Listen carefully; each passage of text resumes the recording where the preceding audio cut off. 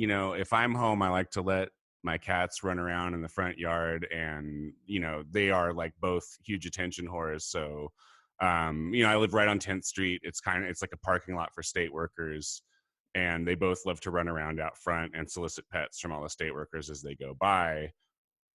But like, is that social? Is there like a social distancing issue with people petting my cats? Like, is anybody else? Is this like a thing? Yeah, I walk my dog, 3-4 times a day up in Capitol Park, and it's the same issue.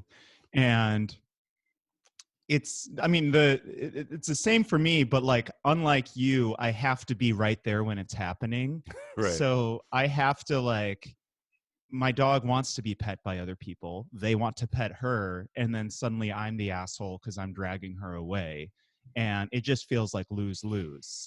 Either I successfully drag her away from these people or I get the Rona. Right. Tough choice. That's a hard one. I don't know. What do you think, Flo? Dr. Flo, what do we do? Dr. Flo, help us. The answer that I would give to Dave is, our social distancing recommendations are 6 feet. And so depending on how long your leash is, it's probably not a good idea because they're getting in close contact with you. The truth is your pets are fine, right? Like, there's no indication that this virus is going to infect them. But the issue is if they touch the collar or other things on your dog and then you touch them, that you could get sick. Right. The fur is not likely to actually infect you. So in your case, Skylar, if your cat is wandering on his or her own without you and is being pet on the fur, you're probably at very low risk of contracting anything. But for Dave, the proximity thing is more of the issue, and also just if you touch the collar or other things that you could pick the virus up from. On a more selfish level, if I'm forgetting what the warm touch of a human feels like, I don't see why my dog gets to enjoy that luxury. Yeah, honestly, same. I mean, and it is true. So both of my cats are running around out front naked for sure. And they mostly have fur, but one of them is kind of a mangy weirdo who doesn't have any fur on her belly. Now, does that present an issue? So is that Kitty or Betty? And are they okay with you sharing that with her? They don't get a say. She's right here. That's her. That's Kitty. She looks normal right now because she's sitting down, but if she rolls over on her back, you can see this pink belly that she's got because her hair fell out when I put them on a diet for a week a while back. Yikes. That's how she responded to it, was to lose all of the fur on her stomach.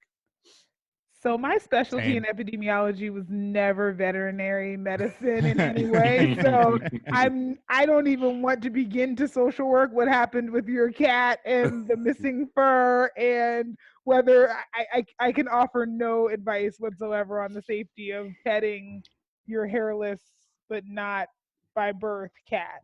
Well, this is obviously a waste of my time, and I'm done with this podcast. So. Just lock them up. Yeah, whatever. Lock her up. Lock her up. Lock her up.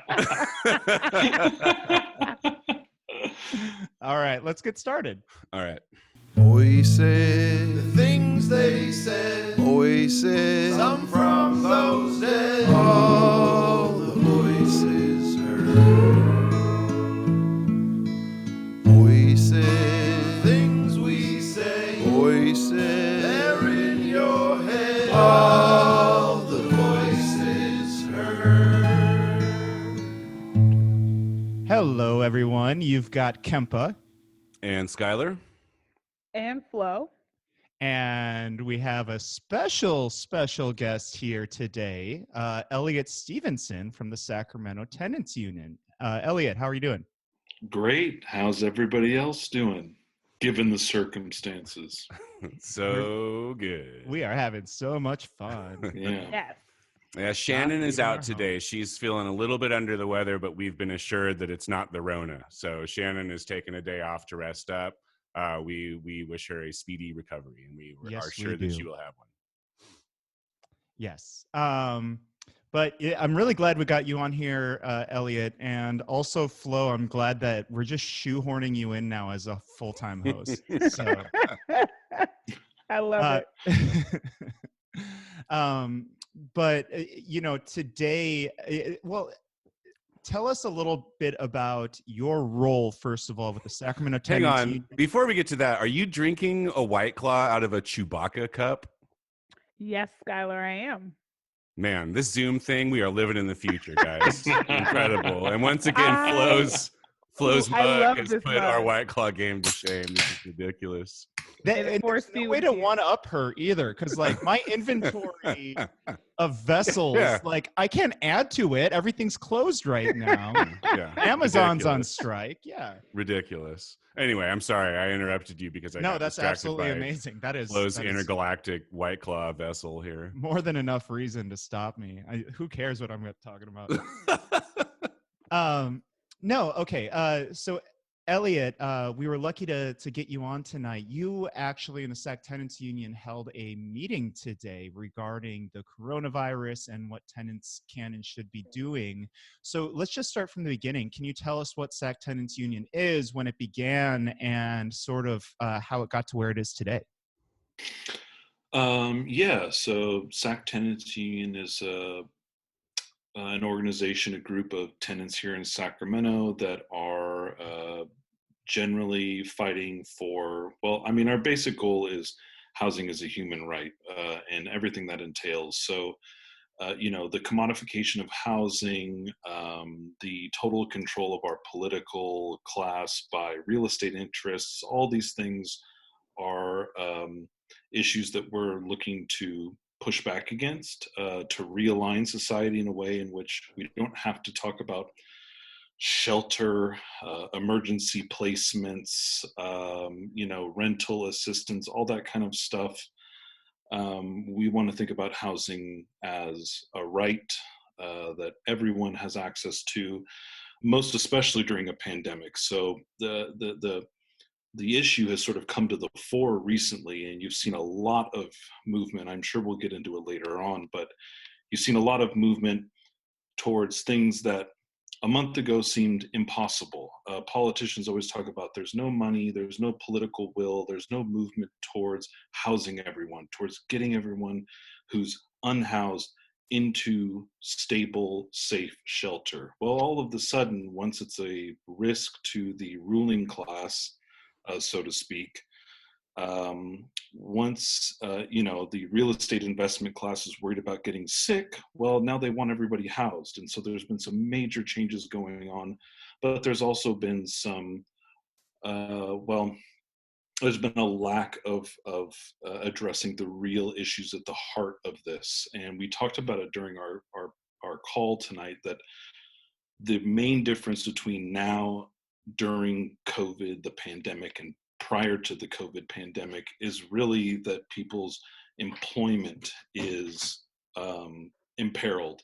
But all the underlying basics, all the underlying facts that have put us in this situation are still there. So we are trying to now figure out, how do we move forward towards a more just society in which housing is a human right, given that there seems to be this political moment that we need to take advantage of.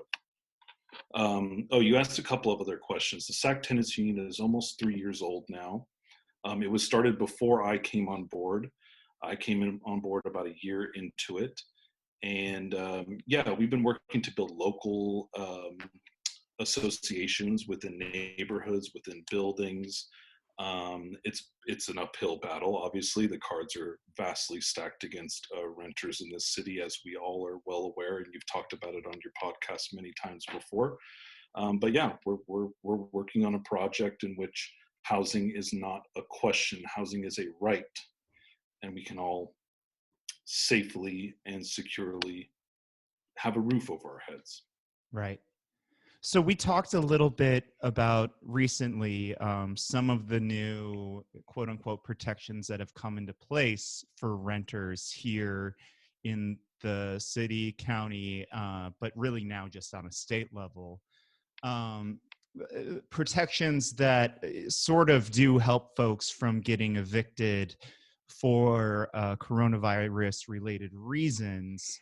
But it's to a degree, and it comes with caveats and little asterisks and footnotes. Can you discuss some of your concerns over that? Yeah. So like a lot of things that are billed as tenant protections, it's been sort of a watershed year in terms of tenant power and tenant rights in California. We had the passage here locally of the Tenant Protection and Relief Act, which was billed, excuse me, as rent control. We had then the passage of AB 1482, a statewide version of this that was also billed as rent control. And, the real estate class was up in arms about, oh my God, they're giving everything away to these peasants. And, what are we supposed to do as business owners, as mom and pop landlords, as they like to call themselves? But that comes with a lot of caveats, and it's shot through with loopholes everywhere. Well, and even even the protections that they do afford are really watered down, right? I mean, like the statewide one is, like, if I recall correctly, it's like 5% plus CPI, which is basically like kind of inflation, and around like 3.5 is what people typically calculate it to. So they can raise you by effectively like anywhere from like 8 to 10% on your rent, which is really not all that incredibly helpful. I guess it's better than get fucked, but not by that much, right? Yeah, you're exactly right. I mean, before these laws went into effect, we were living in the Wild West, so to speak, and so even the authors of these pieces of legislation did not call it rent control. These were anti-gouging ordinances and laws, and the difference between those two things is vast. Anti-gouging is meant to deal with the landlord who wants to take an extra 30% of your income every month, but it doesn't help the person who already can't afford rent, right? And that is many of us. I mean, there's a huge number. We're talking millions of people in California who are already rent burdened or severely rent burdened, paying 30 or more % of every paycheck to a landlord who puts it in a bank account so they can buy a boat or another rental property, right? 30% seems really, really optimistic. I like, especially down here in downtown Sacramento, I feel like if you are in the service industry, or basically if you are making like, even if you're like in the 50, 60, 70 range, you're paying more like half, or even north of that, I feel like. No, you're absolutely right. I mean, the Bay Area obviously is like a caricature of this crisis. So a lot of the discourse around housing and around tenants' rights gets centered on the Bay Area crisis, but it's worse in places like Fresno for a lot of folks than it is for people in the East Bay. The number of rent burdened people in the Central Valley, in the Inland Empire, is astronomical. And these folks are people who don't have access to tenant rights attorneys, which they have in the Bay Area. They have strong networks of activists and tenant organizers who've been at this for 30 years. And a lot of them are undocumented, which means they are afraid to even come forward to the so-called authorities to seek any sort of help to begin with. So yeah, you're totally right. Yeah. What I really enjoyed about your discussion tonight, not just the fact that all of you explained very, very succinctly what sort of the measures are about on sort of renters' protections here in the state during this coronavirus pandemic. You also gave them direction on what they can do to ameliorate things for themselves. Just one example of things, it sounds, from the governor, from Gavin Newsom, like they're doing something, but like, people like your average renter that Skylar is describing, they're looking at these numbers and they're like, well, I'm still going to be fucked at the end of the day. Mac was explaining that any sort of rental deferments that you do with your landlord, that the landlord has to agree to if you have all your paperwork in order, and if you are having income issues based off of the coronavirus, even all of that, after May 31st, you have 120 days to pay off To what pay you it have all back. to pay. And 120 ostensibly, days. you haven't been working for this entire time. So now you are in, effectively 2 to 3 months of debt, perhaps, and you're expected to, within the next 4 months, make up everything and get out of that situation. One, can you kind of speak to that reality? And two, can you talk a little bit about what the fuck a renter can do about that? Yeah, so let me just speak a little bit more on the so-called protections that are in place right now. So the way that the city and the county and the state have chosen to deal with this is not by freezing rent or excusing rent during this period. They have chosen to allow you to defer the rent, Right. meaning that the rent is still due at a later date. You would just have a sort of grace period in which to, I don't know, like sell something on the black market or rob a bank or do something in the meantime to make up for the fact that you're not getting any money. And also, they put a lot of hurdles in place like they always do with these sort of things for tenants. There's a lot of universal programs for millionaires in corporate positions, right? You get tax breaks and you don't have to prove shit. You just fill out a form and you get money at the end of the year. Well, if you're a tenant and you can't afford your rent, you have to prove that you can't afford your rent because of the coronavirus. Right. And for some folks, that may be fine, right? Your employer may write you an email that says, I'm sorry to tell you all that, we can't keep you on payroll right now because of the coronavirus. Right. But a lot of them aren't going to say that. So you'll have to ask for clarification.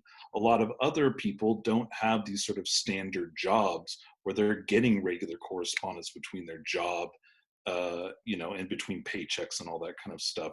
So yeah, you have to get like a doctor's note, or you have to get some proof from your employer that, yeah, this is because I personally am sick, or because the business is losing money because of the coronavirus. Right. If you can't do that at the end of this period on May 31st, you may be in a whole lot of trouble if you can't prove all these things. And so tonight's presentation was about what you can do now, some things that you need to do as a tenant right now if you cannot afford rent because of the coronavirus. Anything related to the coronavirus, even if you don't have the proof right now, the first thing you need to do is let your landlord know in writing that you cannot afford rent. You need to do that immediately. If you don't do that within 5 days of rent being due, then you don't have any leg to stand on, and they can call for you to pay for all of it. Yeah. So notify your landlord immediately in writing. In the interim, you need to find whatever proof you can, whether that's a doctor's note or whether that's something, maybe you called up your healthcare provider over the phone. You need to tell that advice nurse or whomever you spoke to, I need something in writing. Email me to tell me that I am excused from work because I'm suffering from symptoms that are similar to corona, for example.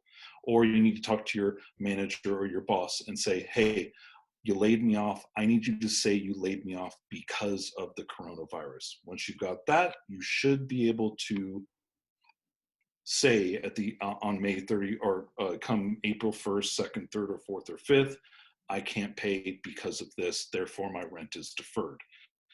They could also ask for financial proof. So that's a whole other issue. They can say, well, if you can't afford the full rent, maybe you can afford half. And you may need to provide financial proof, which would basically be a bank statement showing $0. And if you can show that, then you can say, I can't pay any rent. Now that presents a whole other set of issues, because should people be paying their landlord before they buy groceries or medicine or pay for their child's health care? No, of course not. But now we have competing interests. here, and that presents its own set of problems. So what we recommend, sorry, go ahead. Before your recommendations, can we just take a moment to discuss how fucking galling that is? If anyone wants to chime in. Yeah, Elliot, the thing that I think stands out most to me is this idea that you have to have some sort of documented proof. How would someone be able to like, what are the ways that you're allowed, like, what are the allowable reasons? So if I'm not sick, if my child's not sick, but my child's school is closed, is that one of the ways that I can demonstrate? Like, can you walk us through some of the other maybe things that people might not be thinking about that have impacted them and that would qualify? I mean, to be honest, it remains to be seen, but that's a perfect example of these sort of gray areas where, yeah, so I'm not sick, my kid's not sick, but the kid's school is closed. I have to stay home because I don't have proper childcare. Therefore, I'm losing income because I don't have paid family leave or whatever, for example. That seems to be a pretty clear-cut case in my mind. However, we'll see in an eviction court, for example, whether that holds up. And that's where a lot of these things are going to end up. Yeah. We're calling it an eviction moratorium, but it's not an eviction moratorium. It is rent deferral. All the rights are still in the landlord's basket. They still have all the cards. So at the end of this little grace period, there will be a lot of attempts to get people out of their housing as soon as possible. Oh, another thing that you have to think about is, especially in the United States, we haven't had open access to testing. So Right. even if you feel violently ill, you may not be able to be tested to say that you have coronavirus. There were a bunch of people during that meeting who were attesting to that. Like, I legitimately thought that I had COVID-19, went to get tested. They told me, just go home. Don't worry about it. I mean, not don't worry about it, but like, we're not going to test you, essentially. Hopefully. Yeah, the testing capacity in the county of Sacramento until recently was 20 tests per day. I believe last report it's now up to 50, and they're doing some testing at some drive-through testing at Cal Expo in partnership with the county. But our testing capacity is just way lower than what it would normally be if we were doing basic public health surveillance. Yeah, even if you have any of you tried that for the drive-through testing, for you to qualify for it, you have to take a little questionnaire online, and you have to meet some pretty high criteria. You have to be fairly ill, or to have traveled to China recently, or things like that, to be even considered for that drive-through testing. Why would we even be asking people at this point if they've been to China recently? Like, don't we have more cases here than they have in China? And also, how long has it been since the travel, has stopped? So at some point, we're past the incubation period for travel to China or Italy or any other places that have been, that are sort of hotspots. So that really doesn't make sense. No. But I will say that I took the questionnaire. I did not qualify. Oh, you didn't qualify? See, No. if you have $135, you can get a private test. There you go. That's fucking outrageous, man. Lovely. I mean, whatever. Fucking America, like, stars and bars, man. Harvey Weinstein got a test. Yes. Yeah, if you have $135, you can be tested as many times as you like. There, of course, are questions about, the protections involved with private testing in terms of what they can do with the results and all of that, but you can find out your results if you'd like to. Or as we've said on the show before, you can just cough into a wealthy person's mouth and then wait for them to get tested. You'll know pretty quick. Yeah, they'll take care of it. That's your recourse. Well, what I would say is all of this points to, as I was saying before, like, the rules are written by certain people and they're not us. So this whole testing regime is one barrier. The whole fact that at the end of this, all the burden of proof is on you. And we're basically at the mercy of the rich and powerful and well-connected people to have mercy upon us at that point, right? If this goes to a situation where we have mass evictions in courts all over California, we're basically depending on judges and landlord attorneys to have mercy on us, Right. to say, well, look, they didn't have exactly the proof we were looking for, but we'll accept it. Well, that shouldn't be the way it is. Well, how many of our legislators do you think rent as opposed to own? Right, Like, exactly. Do you think our primary $20 million residents or others? our $20 million or governor who's worth $20 million knows anything about what it's like to experience what regular people are going through right now? Well, that's what I was going to say. Renting your primary residence or renting your secondary or tertiary residence. right. Right? Their second because a lot house of them here in rent Sacramento. homes in Sacramento Yeah. because they don't live here. Some actually buy here as well and then can rent those out when they're not here. So you're absolutely right, Dave. I mean, they're renting, but not in the same way that other people are renting. Right. Yeah.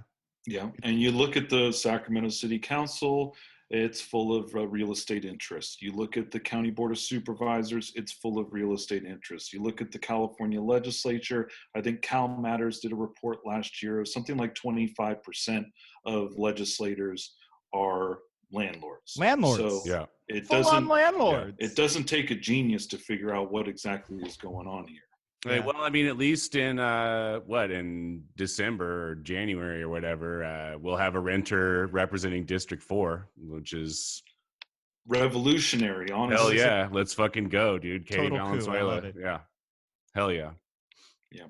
So let's talk about organizing, because it sounds simple-ish, but then, if someone like me, I'm a renter, I'm like looking at my building and I'm like, especially in the time of quarantine, do I want to knock on my neighbor's door and be like, hey, let's organize? They're going to tell me to get the fuck out. So, and maybe not in those words, but tell us sort of, why someone might want to organize in their building, and if they decide to, what steps they can take.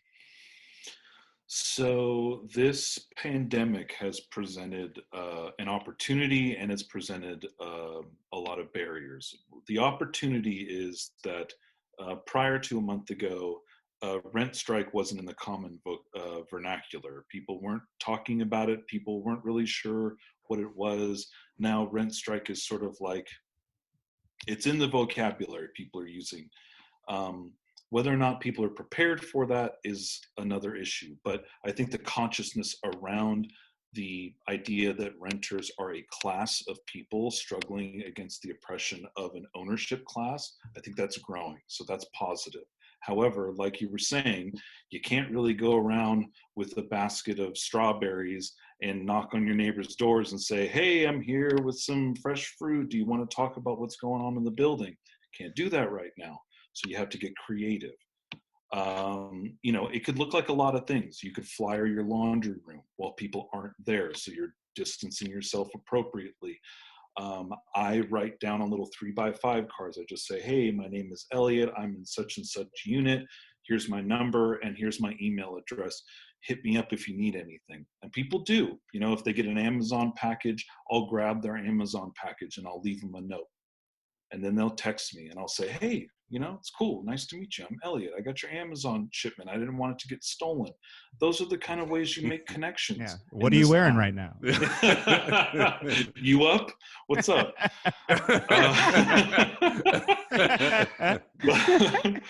But no, that's bad protocol. That's not no, good. No, that's not organizing. Don't do that. That's the Got shitty. your package, you up?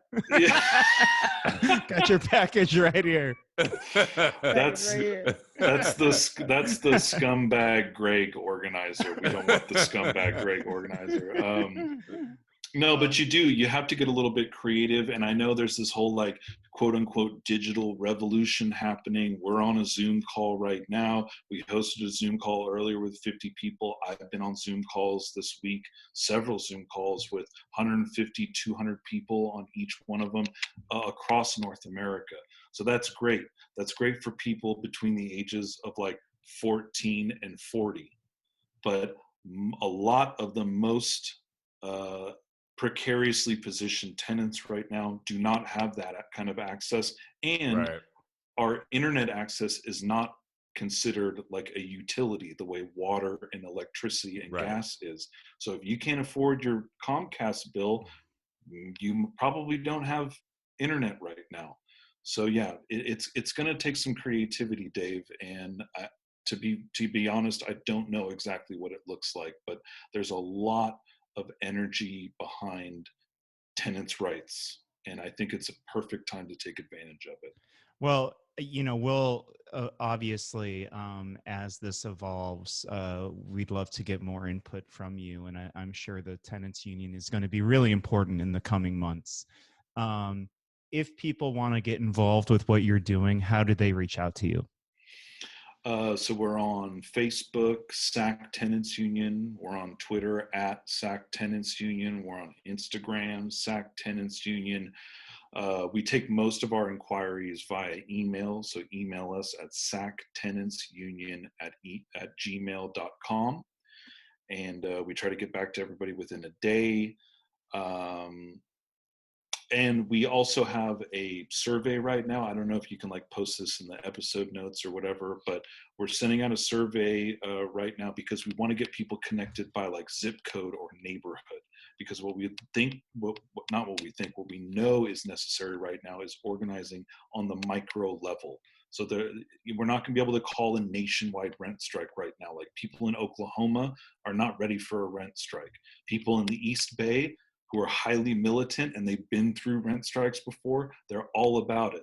But that doesn't apply everywhere. So go to tinyurl.com/STU-COVID. Great. It's a survey. Put your information in there, and we're going to try and link people up that way. We will absolutely include that in the episode notes. And I highly recommend following STU's social media. They are fucking hilarious. And Elliot, you are one of the main people behind it. He's putting on a little facade for you all today, but he might be one of the funniest people I've ever met. Mask off, real mask off. Yeah, unfortunately, like poor people being thrown into the street in the middle of a pandemic is not like a great well for comedy. Totally. No, it's a pretty, it's tough times. Yeah. But similarly to the reason we sort of restarted the show the way we did, with our focus on homelessness issues, which ties in very well to the housing issues that you fight for. We wanted to make sure that it's people can laugh a little bit while they're learning this stuff. You can have some sugar with your medicine. And I think Elliot and the STU folks do that so well. Oh, I appreciate that. Thanks, Dave. Yeah. So shall we move on? I hope you'll stick around. I know you're, again, we're on two sides of the same fight. So we're going to talk about some issues regarding homelessness, but I know you've been sort of on the same side as all of us for a long time there. Yeah, I'd love to stick around. Cool. Flo, would you like to tell our listeners a little bit about the cease and desist letter that came from the California Homeless Union Statewide Organizing Council to our dear friend of the show, Master of Crows, Mayor Darrell Steinberg? Yes. Yes, indeed. So this letter is dated today and was sent to our mayor, basically saying that we are in violation right now of essentially the law of the land right now, which is that we should not be breaking up homeless encampments.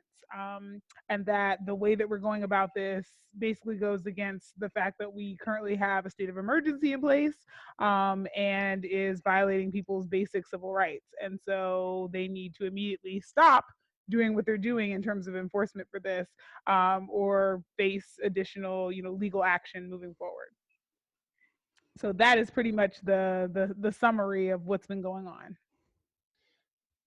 The state has said, stop shuffling people around when they have nowhere to go.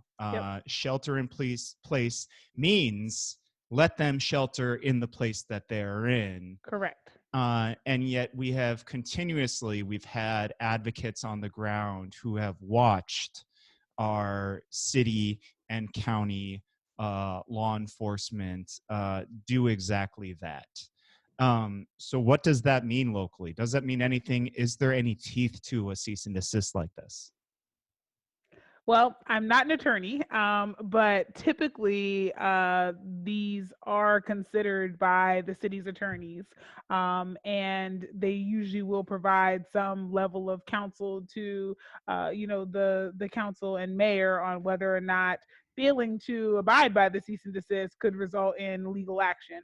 And we know the city is sued quite often for things, and a recently has lost several of them, and so that can cost the city quite a lot of money, which puts obviously the mayor and council in a bad position in terms of being able to figure out like what they want to spend their money on, which is often not what we'd like them to spend their money on.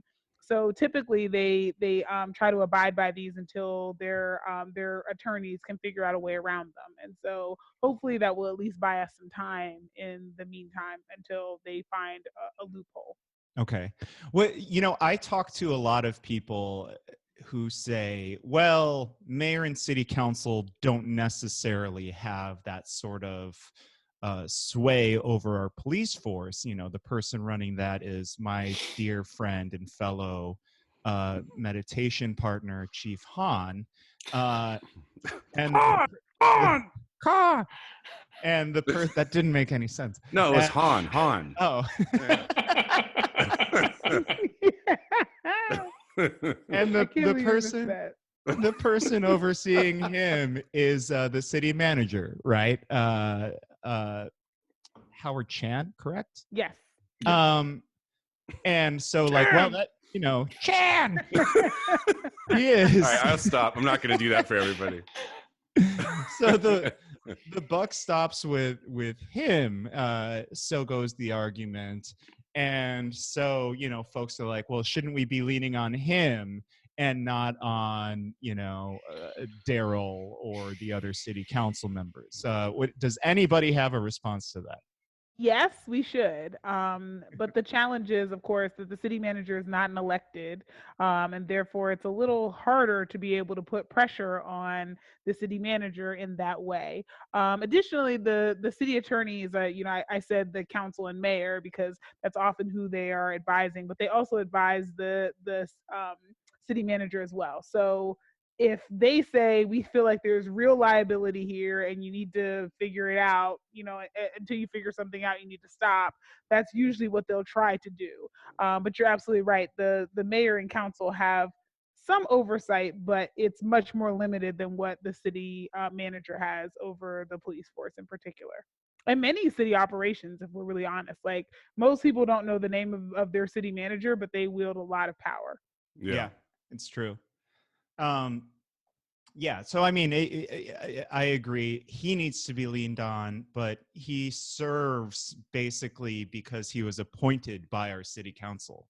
And these are the folks that could, determine if and when we decide to get another city manager, or they could lean on him to, God forbid, I don't want to get a new meditation partner, but if they were to get a new chief of police, because the police continuously, let's say, act as a liability to a city and continue to lose the city money over lawsuit after lawsuit after lawsuit. Absolutely. It's a classic game of pass the fuck, right? And you gotta find out who gives a fuck, and no one's gonna give a fuck. Right. That's guaranteed. That's the trick of it, right? Is that it's going to be either a city problem or a county problem or a state problem, or a city manager's problem or a city council's problem. And like at the end of the day, not a single one of these motherfuckers gives a shit. No. Right. So you're fucking chasing shit around for absolutely no fucking reason. Yeah. Well, they serve the interests of the people that, Elliot's STU are fighting, right? And CREPAC, the real estate folks and the landlords of the city and state do not care about people experiencing homelessness. They just really they care about managing their properties, beautifying their neighborhoods. Yeah, and I mean, our city manager is fairly conservative, and so, he's not a big fan even of the things that save the city copious amounts of money. And so, I know That's a it's wild ass statement right there. Like, he's pretty conservative. He's not even interested. He's so conservative no. that he doesn't even care about the things that save us money. Absolutely. So, the city of Sacramento, we haven't really gotten a lot of coverage on this, but the city has actually not had any homicides, youth homicides, in like, I think now it's close to 20 months. And, that timeline corresponds with the youth pop ups that exist, as well as advanced peace and several other things that cost the city so little money. It's absolutely ridiculous.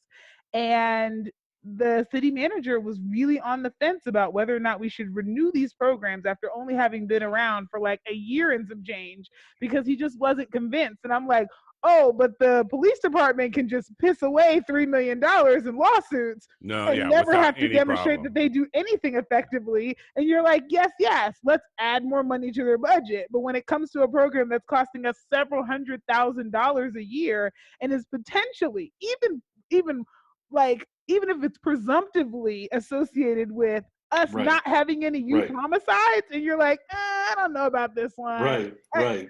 The jury is so out. Like, seriously? Yeah, It's fucking monstrous. outrageous. It's outrageous. Yeah. And murder costs the city a lot of money in terms of just like how, like, there's a whole, you don't think about it, but it's quite costly when someone dies, especially when they die violently. And so it's not a small thing to say that we haven't had any homicides in over a year and a half. Yeah, absolutely. Well, today, I just want to circle back to the cease and desist very briefly before we dive into some of the ways that our police are being used. Jesus. So in a time where everybody literally has to stay inside their home, we're seeing sort of battling interests partake in something of a battle of press releases, which is just really frustrating to watch. But when the cease and desist came out against the mayor of Sacramento, who, by the way, this guy is supposed to be leading the charge on ending homelessness throughout our entire state, and he can't get it right here locally. He continues to allow our police to just humiliate and to make the lives worse for our folks, our neighbors who are experiencing homelessness. Anyway, they put out a little press release like, oh, here's what the city's up to these days. And, yeah. Here's what the city's fucking talking about. That's the voice I read it in. That's all it ever is like, here's what we're fucking talking about doing this week when people ask us about it. Yes. They apparently have, they're working with their existing task force on this. And so what their highlights are that they've added 200 beds to existing shelter programs, but making sure that they're in alignment with the CDC guidelines so that people are appropriately spaced, that they are also using 200 motel rooms for the short term, with a goal of having a total of 800 motel rooms, and that they also are going to have 63 trailers delivered to Cal Expo. We're not sure exactly when they will arrive. SHRA identified 200 additional eligible clients for housing choice vouchers, and then they provided sanitation supplies to 14 homeless service providers, and then they're also working on food and medicine distribution for their higher risk clients, which I was curious about because I think that's everyone. Right. And then they also held a conference on safety protocols for the service providers who are servicing our unhoused neighbors. So that is what they said they've been up to. But last week, $2.2 million was approved for the work, and that seems like that's some money, but doesn't account for quite all of it.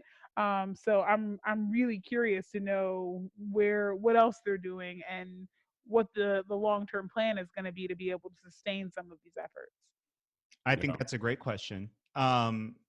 And I think yesterday, Skylar and I had a really good firsthand experience that sort of helped us see, to what degree the city is serious about actually helping people or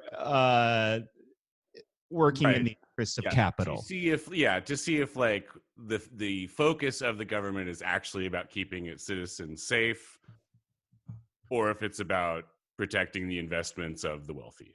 So why don't you set the scene? Well, For... spoiler alert.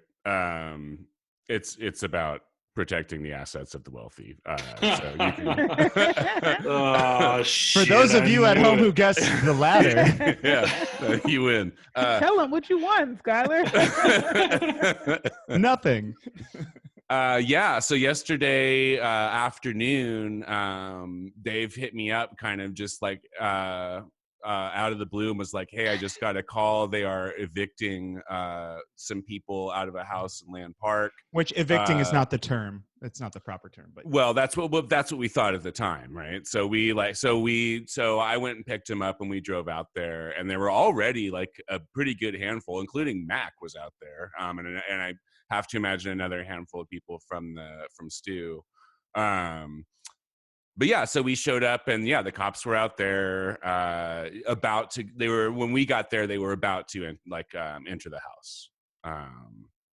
So we knew very little at the time, but it appeared to be a house that was up for sale, and that allegedly, once we started asking around, there were some folks experiencing homelessness who were sheltering in place, during the coronavirus pandemic, in this empty building.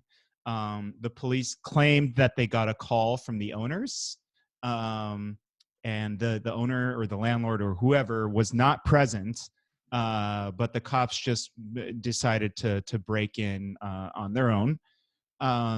They had about 5 cars, give or take.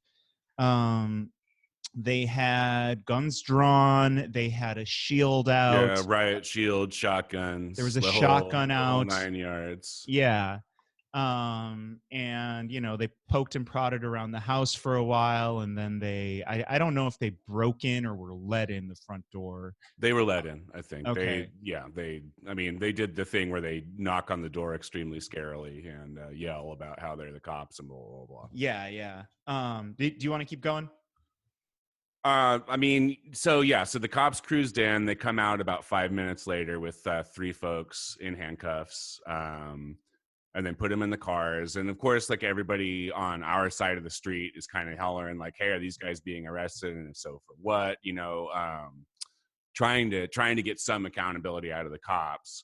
One of them did end up coming over, the guy who was kind of running the show and talking to us. And, at this point, there's like 12 people on Facebook Live, so he is extremely aware of the fact that everything he's saying is going to be seen by a lot of people. But yeah, he came over and gave some fucking bullshit ass thing about like, well,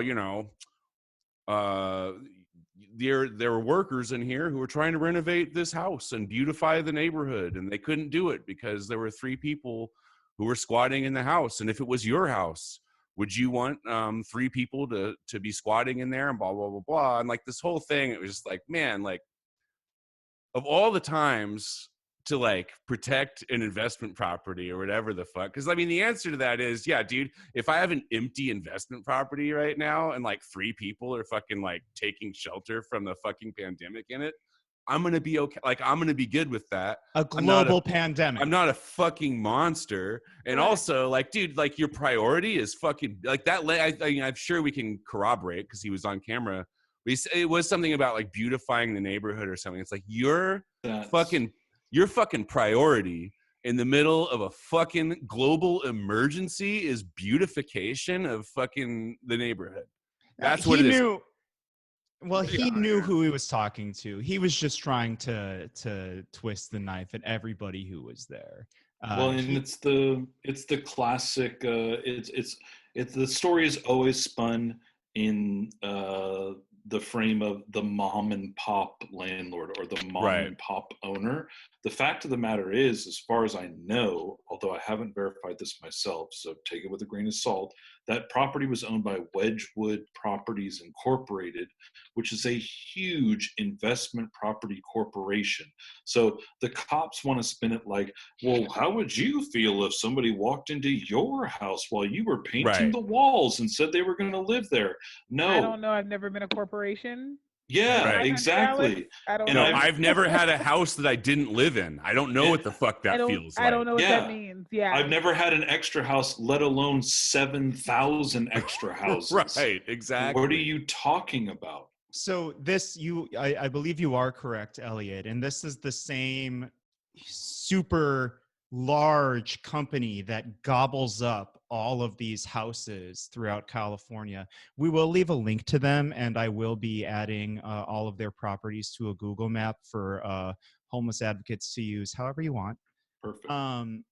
But they, yeah, that's exactly who that was and what they do. And, you know, obviously their rep didn't even live in Sacramento and didn't even want to come out after the fact to lock the house down. He was the cops had to stay there forever because they couldn't leave it unlocked or some shit. And I could hear the cop had him on speakerphone, and the guy was like, "Yeah, well, I'm not coming out there, like whatever." Yeah, because the motherfuckers in Turks and Caicos right now chilling, like Right. they're not around here. They don't live here. Right. They own pieces of property so they can flip them for a profit. And the other thing is, these companies deal in crises the way for them this pandemic is going to be an opportunity. People Right. are going to lose their income and they're going to lose their housing. It was the same thing. And after these the motherfuckers will be 2008 waiting crisis. under the ice for it to fucking break. to gobble it up. Yep. I think the anti-eviction mapping project did a great like time-lapse sort of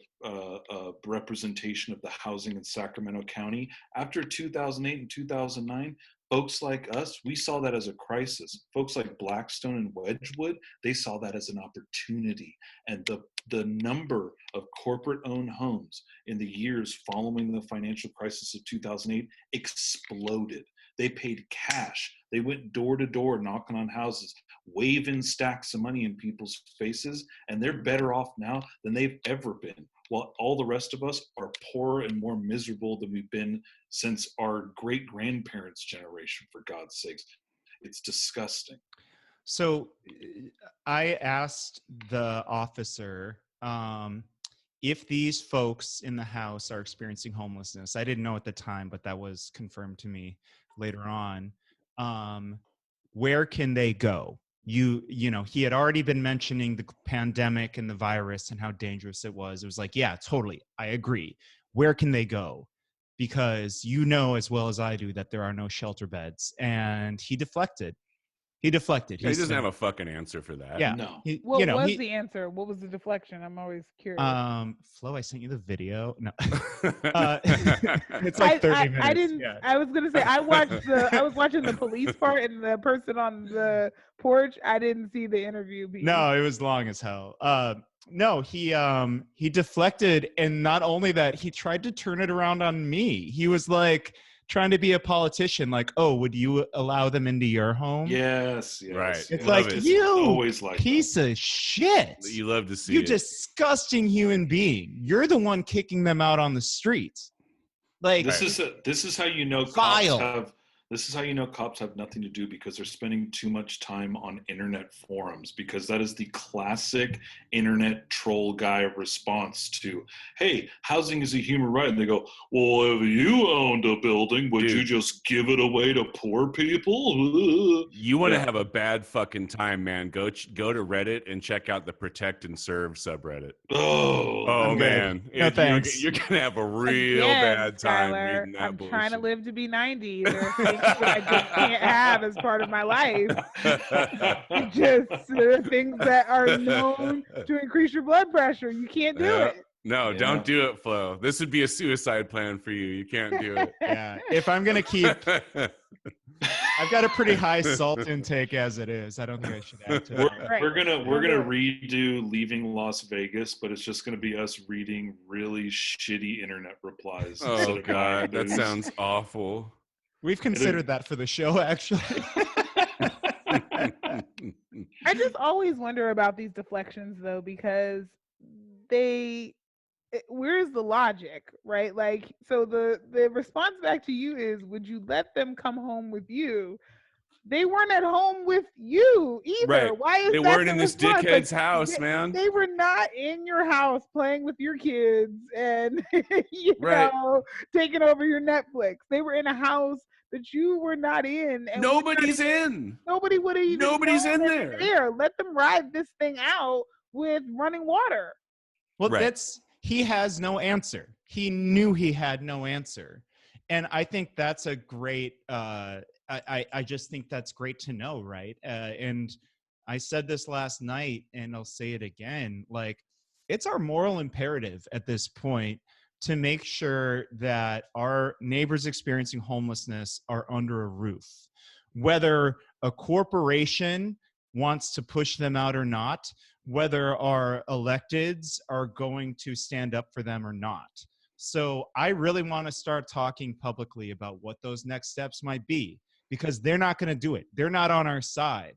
And the people, the community, we have to fucking do it. Right.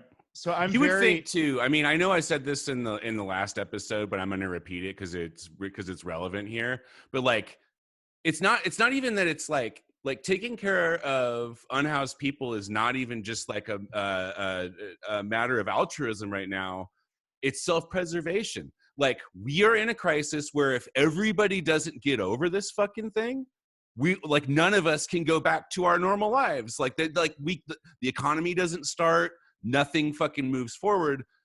Everybody, including unhoused people, need somewhere to hunker down and ride this thing out, or else as soon as we open up our doors and everybody fucking leaves their houses, the fucking coronavirus is going to come right the fuck right back. So like, it's not even just a matter of like, oh, you should do the right thing for the sake of doing the right thing. Do it to save your own fucking skin. Do it so like when fucking like, so that, you know, things get back on track earlier, that there's more renters who want to fucking move into your fucking shitty property that you can exploit later. Like, that's going to happen faster if we can get fucking people indoors. That's good for everybody. It's not just good for unhoused folks.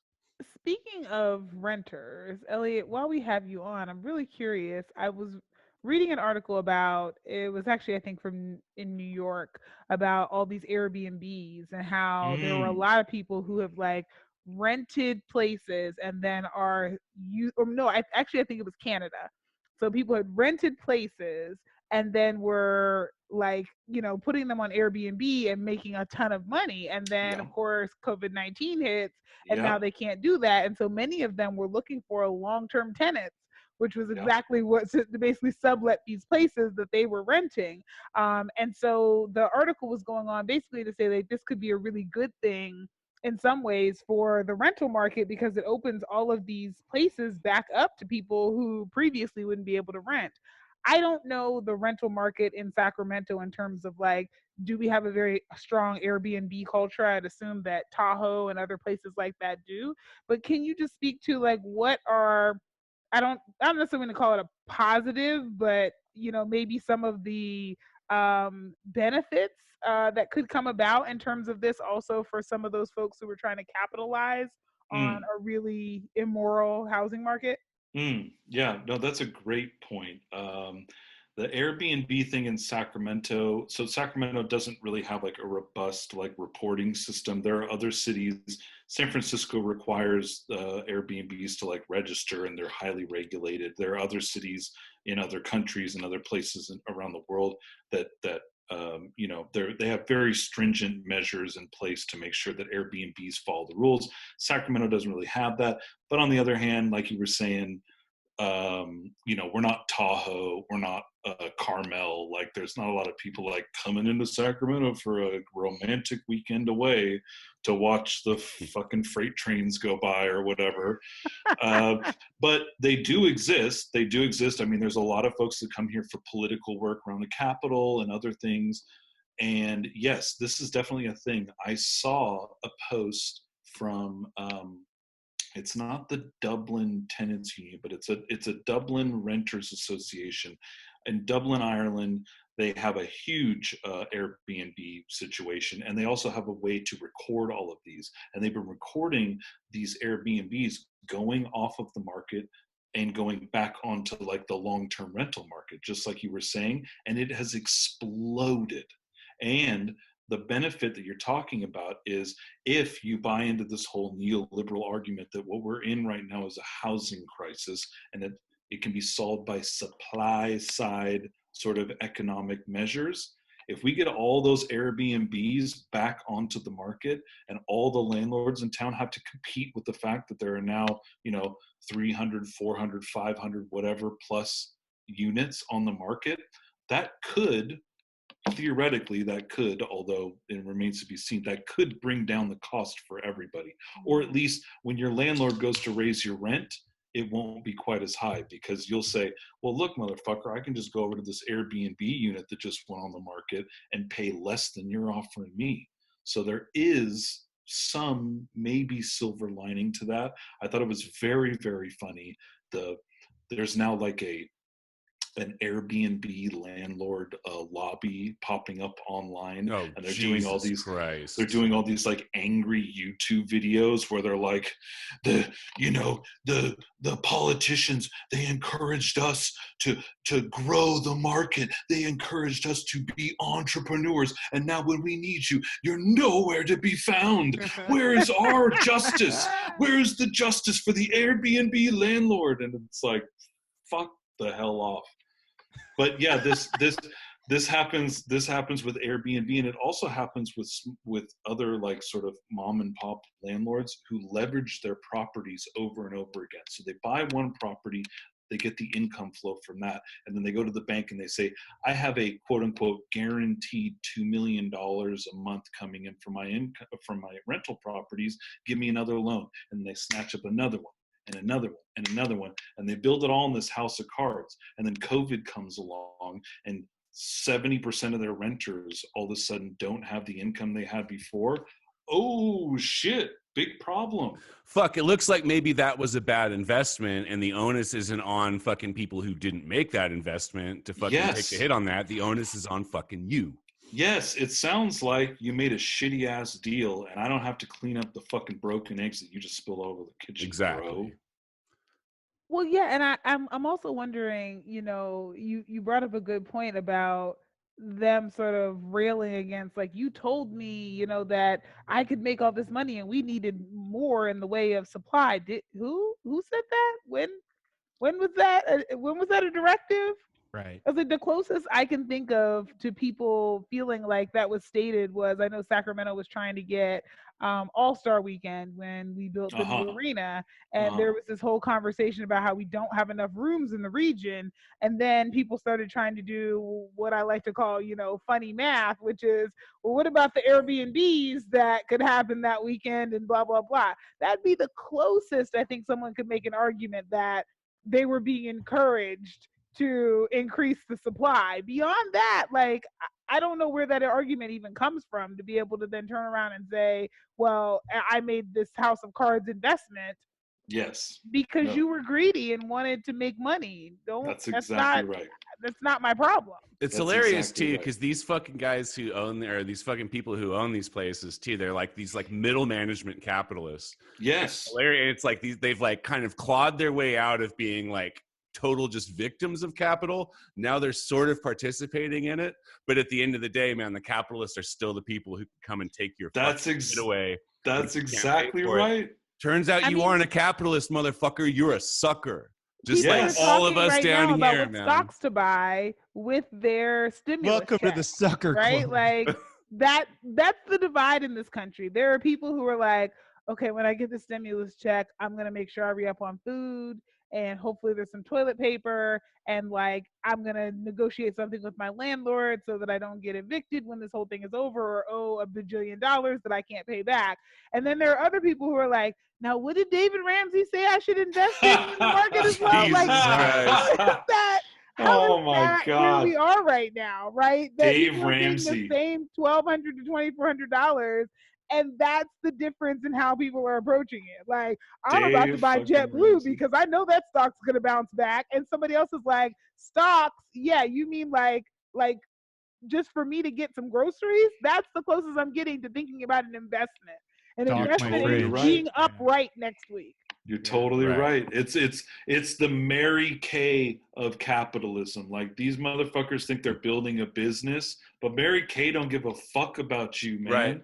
As soon as you're not fucking serving the purposes of Mary Kay, There's no pink you're fucking Cadillac. done, man. There's You're no fucking pink out. Cadillac for you, bro. You're out. You're never gonna be driving a pink Cadillac, man. That car is not Ever. for you. That car Yeah, is seriously. it was never for you. You all don't know that. I'm gonna have a pink Cadillac. Can I hate to, like, because we've totally gone down a different path, but I just wanted to say one more thing to what happened yesterday. While we were talking with the cops after they kicked those folks out of that empty house, Shannon messaged me because she was watching my live feed. For those of you who don't know, Shannon is a co-host.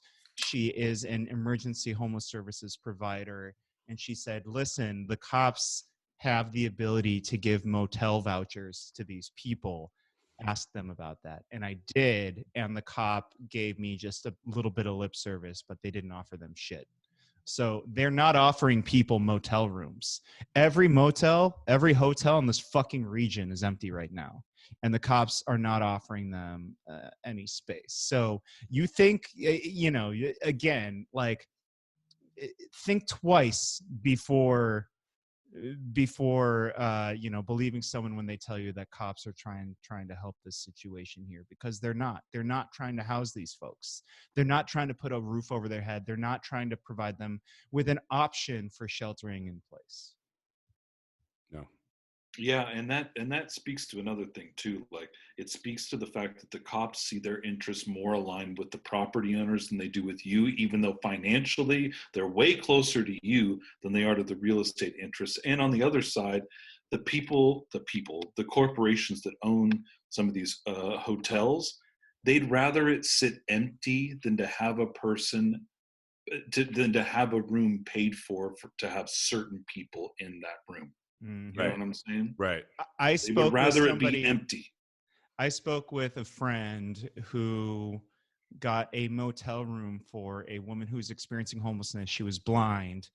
And the woman ended up calling my friend back and saying they're trying to say on top of the $40, I have to do a $40 down payment. And my friend had to call that motel owner and just tell them what the fuck was up, because they're just trying to grift, right? And they do not trust these folks that really, really need a roof over their head. And it's not okay right now. This is not the time for that. I almost wish we had been able to have the All-Star Weekend here at some point, so that we could have actually like inventoried just how many rooms were made available for that, like just how many Airbnbs and all of those things, because I'd love to be able to now cross-reference that with the available housing in the region. I know we've talked in the past even about all these luxury places that are sitting empty because people in this region don't overwhelmingly have $3,500 to throw at a one-bedroom studio in downtown, right? And so, like, what I'm just curious to really think about exactly how many open spaces are available right now that nobody is making money on, that are sitting empty, while people are lacking access to running water, which again is the primary thing we all need to have access to right now, and which shelter again from the helps elements. everybody. It helps everybody during a global pandemic. Right. Yeah. There are folks, it's highly unscientific, but there are folks doing what's called like the sunset test. They're going around cities at around sunset when people start to flip their interior lights on, and they're taking pictures of all these like new luxury high rises around the world. I've seen pictures in like Sydney and Vancouver and New York and all these places with these fancy, like you were saying, Flo, $3,500 a month for, a 1-bedroom, 1-bathroom. And they're taking a snapshot of that and going, at sunset, that place is 80% vacant. Yeah. And they would still rather it be vacant than to give it to Joe Schmo off the street. Right. Disgusting. Well, guys, I Call to think action? I just have, call to action. What's the call to action? Elliot. You can't just say that. I've had, we've had listeners that they're like, dude, I love the show, but sometimes I feel a little paralyzed by the end of it. And so I always want to be able to give somebody like, we've built up their tension, let them release it in some direction. So Flo, you had your hand up? Well, I'm thinking a couple of things that we've heard. The one is we talked about this on the last show, but cop watching. The calls to police are down drastically right now, and so they are likely not having their hours cut, and they are bored. So little things can turn into big things. So we can't stress enough. If you see something, record it. Right. Also, if you happen to be a person with bodily privilege, please, assert that you are there. Let them know that you are watching. Ask, what has happened. Like all of those things can help to ensure safety. So I think that's one of the calls to action. Yes. The other one is, there is this COVID response team that is supposed to be dedicated to homelessness. And I think keeping an eye on it and asking our electeds how much of this money has been spent. What is the timeline for when these 800 beds are going to be made available? Are the police supposed to be offering housing to anybody they encounter who doesn't have it right now? Like, what exactly are the protocols in place during this state of emergency so that we can actually help to ensure that they're enforced and we can have some accountability on them? I think those are two immediate calls to action that we should engage in. And for any, I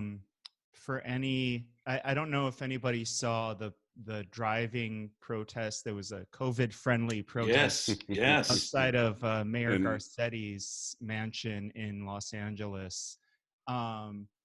If you are a group considering direct action with particular politicians, reach out to me. I may have some addresses for you. Awesome. I love it. And I don't mean to plug the stew too much tonight. We're not, first of all, I want to say that the tenants union is not like your typical union. We don't collect dues or anything like that. It doesn't cost anything to join the union. The union is about ideals and whether you align with our message and our goals. And we've got our website set up right now with some resources that you can use. Go to sactenantsunion.com/resources. There's a page there with all kinds of stuff: employment, food, health, and then organizing materials. If you're interested in talking to your neighbors, there are some great COVID-specific organizing materials on there that you can start with. And then go to our tiny URL that we'll have in the show notes and leave us your contact information, because we want to build something out of this. We can't go on. I mean, everybody was struggling before this, but like I said, we kind of laughed it off as like this weird, oh man, California is so expensive, oh, the ocean and all this. But this is a serious fucking thing that we're in right now. But it's going to be serious when we get out of this too. Like people are talking about after COVID. After COVID looks a lot like before COVID, except a lot less money. Yeah. Exactly. So that's the thing that we've also said on this show is COVID kind of broke a lot of renters out of the box, and we're kind of getting to look around right now and be like, wait a minute, things are fucked up. Like this isn't how things should fucking be in this city or in this state or in this country or whatever. Don't fucking let them put you back in that box when this thing resolves. Like we came too far. We've seen too much. Don't let them fucking put you back in that box and keep exploiting you.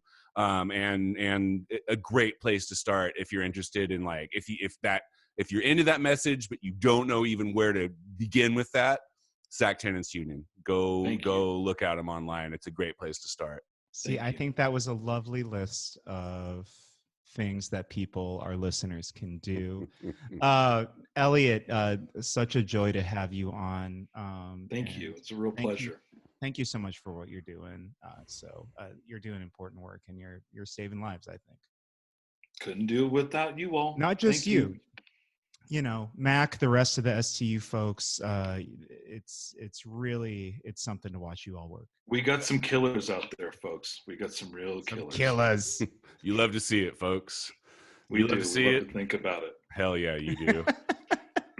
Well, Dave, I was sitting around and I was thinking to myself today, what I need, what I crave in this time of uncertainty and unemployment, I crave more Voices content, and I'm dying. I'm praying that you can help me out with this. Please tell me where to go.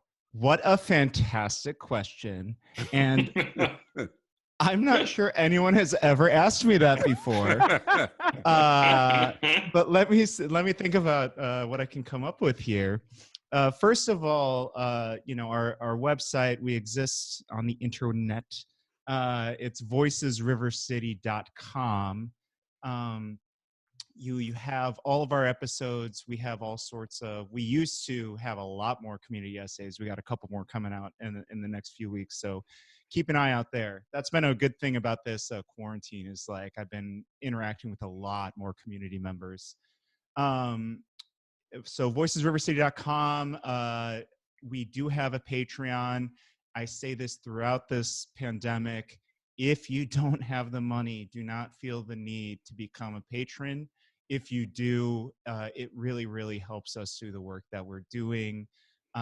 We are patreon.com/voicesrivercity, but no matter what, you will always have access to our content, whether you can or can't afford it. And then we are all on Twitter. I am at Kempa, YOUKNOWKEMPA. I'm Guillotine for you. That's Guillotine, the number 4, YOU. And I'm Flojaune, FLOJAUNE. Shannon, who is not here, is Shan N.D. Stevens. And Elliot, do you want to give your personal, or should we give the STU one again? I'd encourage people to visit Sac Tenants Union at Sac Tenants Union on Twitter.com. Yes, it's very good. All right, guys. Well, I think we're logging out, but everybody stay safe, stay healthy, stay sane.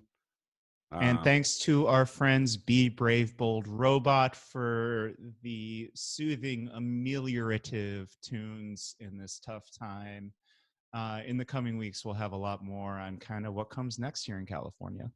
Yep. All right, guys. Well, we will see you Friday, hopefully with Shannon this time around. Everybody send good healing thoughts out to Shannon, please. Yes, absolutely. All right. Goodbye. Bye now.